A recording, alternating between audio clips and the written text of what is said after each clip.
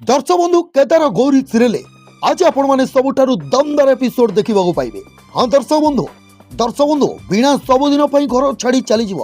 हाँ दर्शक बंधु चंदन और वीणा तांको मध्य झगड़ा हब आ वीणा सबुदिन घर छाड़ी चली जीव आ शिविका को चंदन आज गौरी हाथ को टेकी देवे। हाँ दर्शक बंधु वीडियो आपण मानकु भल लागुतले वीडियो को निहात भाबरे लाइक करंतु आ वीडियो को प्रथम शेष पर्यंत देखंतु। तबे दर्शक बंधु आज आज शिविका कांदुथबो आ शिविका को चंदन धरिथिबे।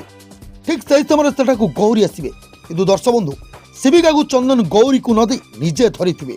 आ ठीक सही समय सेटारे गौरी कहिबे चंदन मु जानिछि तू को कथा को नेकी डरुछु किंतु तू चिंता करना चंदन तो झियो को मते दे मु खाली तो झियो को संभाळिबा को चाहूँ। या पर चंदन कहबे वीणा तो निज झियो को संभाळि पारु नाहंती बेले बेले मते लागुछि वीणा कर शिविका सहित कोनसी अटैचमेंट ही नहीं।